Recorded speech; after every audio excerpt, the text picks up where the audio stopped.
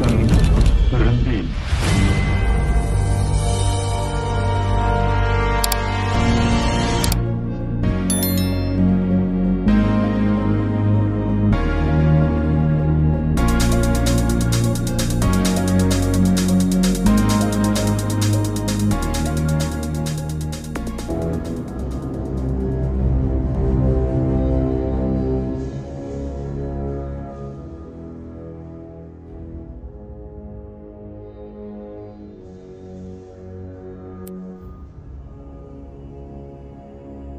Jalan panjang Indonesia di ujung kekuasaan Soeharto.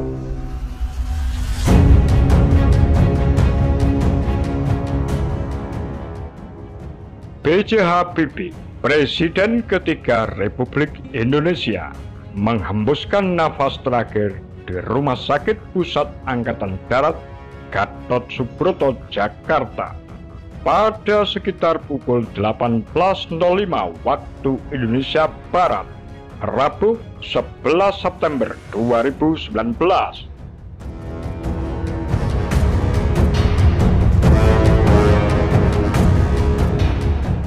Pada September 2006 lalu, Habibie meluncurkan buku berjudul Detik-Detik yang Menentukan Jalan Panjang Indonesia Menuju Demokrasi, terbitan THC Mandiri.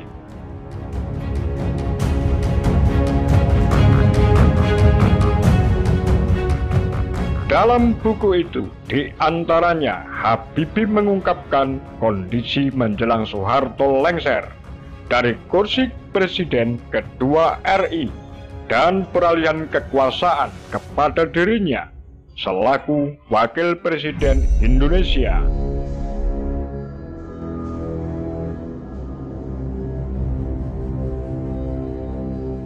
Berikut cuplikan sebagian isi buku itu yang mengenang jejak langkah almarhum di awal masa reformasi.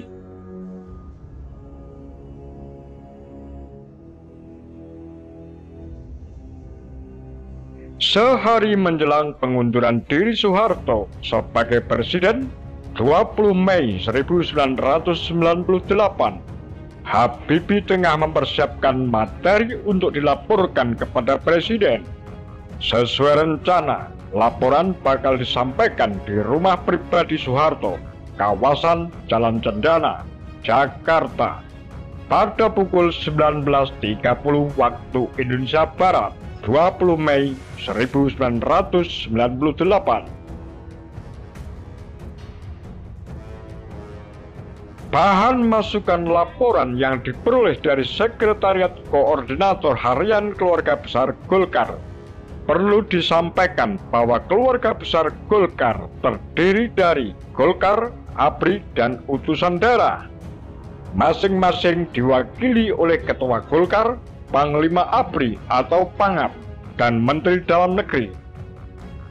Demikian yang ditulis oleh B.J. Habibie dalam bab 1 buku Detik-Detik yang Menentukan Jalan Panjang Indonesia Menuju Demokrasi.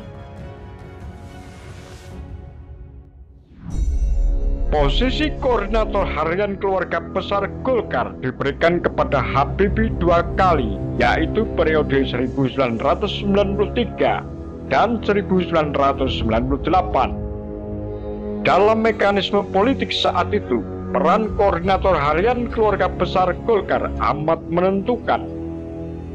Keputusan untuk mengangkat Habibie sebagai Koordinator Harian Keluarga Besar Golkar tanpa pengganti diterima pada tanggal 31 Desember 1997 malam hari. Pada saat itu, kondisi sedang tidak menentu akibat krisis ekonomi moneter di Thailand yang mulai terasa di Indonesia. Dalam keadaan yang tidak menentu dan kritis itu, timbul pertanyaan pada dirinya, mengapa justru dirinya yang mendapat kehormatan dan kepercayaan untuk menjadi koordinator harian tanpa pengganti? Namun ia tidak pernah berhasil mendapat jawaban atas pertanyaan ini. Begitu pula alasan dan maksud tujuannya. Kabinet Pembangunan yang dibentuk setelah sidang umum MPR merupakan hasil penilaian dan analisis Presiden terpilih bersama Koordinator Harian Keluarga Besar Golkar.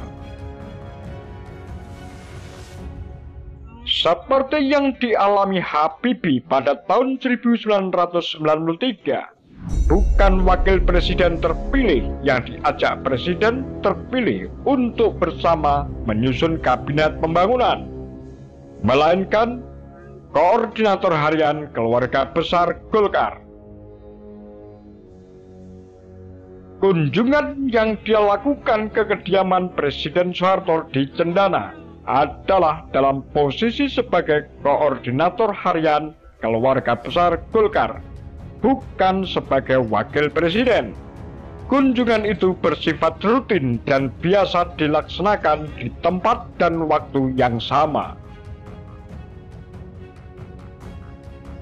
Sewaktu Habibie sedang mempelajari laporan masukan dari 3 jalur sekitar pukul 17, Ajudan Kolonel Angkatan Laut Juhana melaporkan, Menko Ekuin Ginanjar Kartasasmita minta bicara melalui telepon.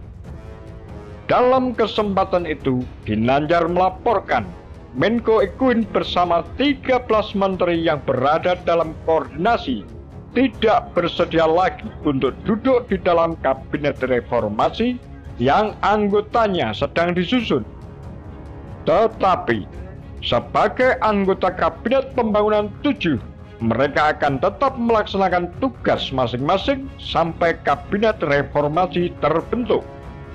Apakah Anda sudah bicarakan dengan Bapak Presiden? Tanya Habibie kepada Ginanjar.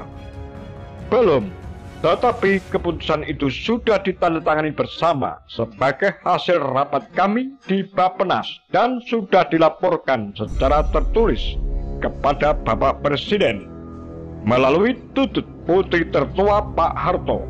Mengapa harus begini? Tanya Habibie kepada Ginanjar soal sikap 14 menteri itu. Para menteri yang tidak bersedia menjabat lagi itu antara lain Akbar Tanjung, A.M. Hendro Priyono, Ginanjar Kartasasmita, Giri Suseno, Haryanto Danutirto, Justika Baharsah, Kuntoro Mangun Subroto, Rahmadi Bambang Sumadyo, Rahardi Ramlan, Subiyakto Cakrawardaya, Sanyoto Sastrowardoyo, dan Sumahadi.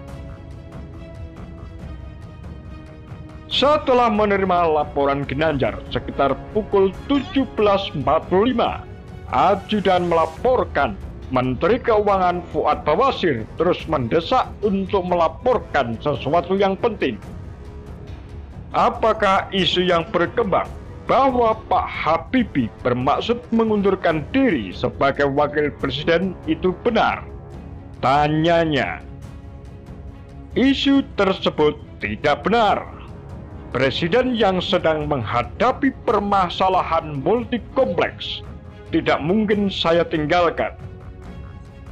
Saya bukan pengecut, begitu katanya. Apa pendapat Anda? Demikian kura-kura Pagar Lambe Sumber.